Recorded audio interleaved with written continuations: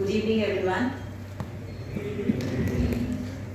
Uh, First of all, the evening belongs to Sharmishtha, so a big round of applause for her.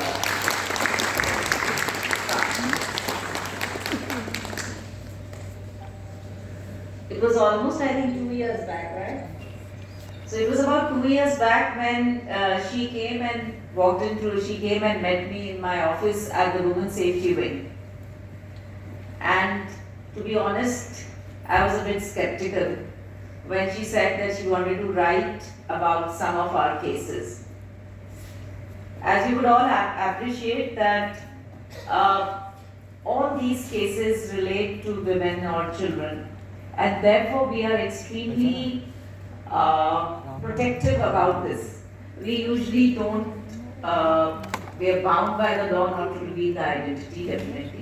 But otherwise also because all these incidents are so personal to anyone that I wasn't really sure whether I should share these details with someone who's outside the department and who's outside in this entire frame. So I was really skeptical at the beginning. But when we had a couple of sessions, then I realized that her intention probably would be good.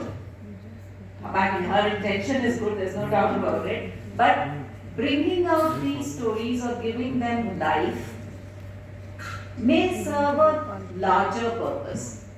As Professor Vijay Kumar said, is that for most of us, day in and day out, there are so many newspaper items or those breaking news which come that we have in a way become insensitive to crime.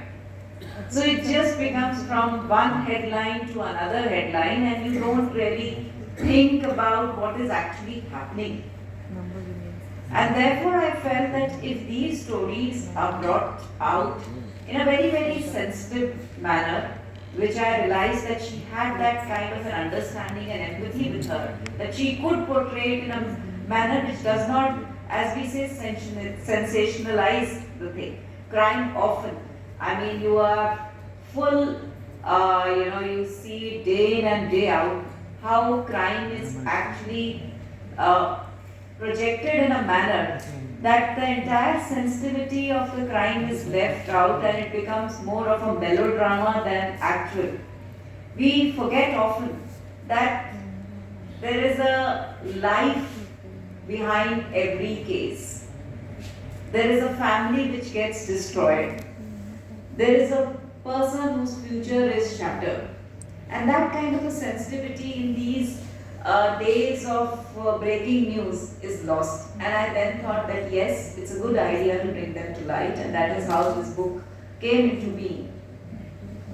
And I can't say again that I'm happy, but I can say that when she asked me to write the foreword, and then that is the time when we actually went through the book, in a real manner and how it had come up.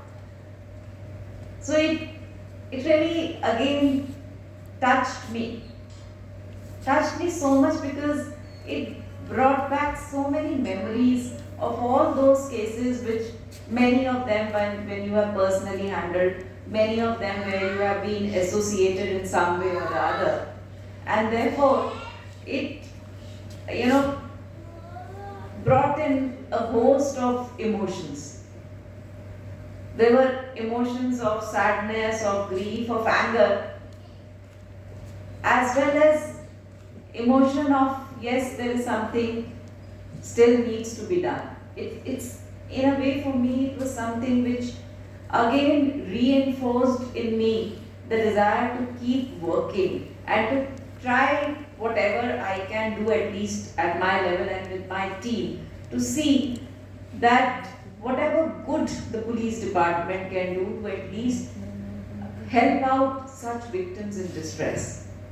Professor Vijay Kumar mentioned about our Bharosa Center. So most of our initiatives are in a way designed to make the journey of the victims through the criminal justice system a little more easier. to prevent any re-victimization which might happen. And therefore, it was a reminder to the fact that yes, although in Telangana we've done a lot, there is still a lot still to be done. And also the fact that protection of women or children is not something which the police can do on its own.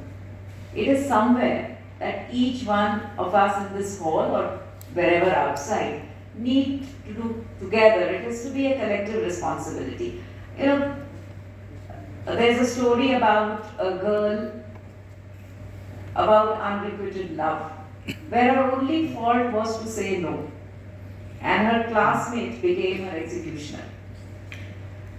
This is a reality of our times, that a girl does not even have the right to say no, and her no can be taken to such an extreme end. Or a story of a 6-year-old child who was actually molested by the husband of the tutor.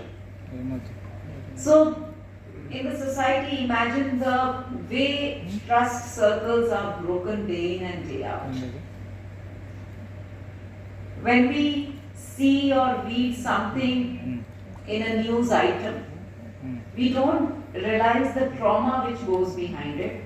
And not only the trauma, also the difficulty of a law enforcement agency in managing such cases. When I said that when I read the book, I felt grief and anger, because while reading the book I was allowed to, at least in my own space, allowed to express that.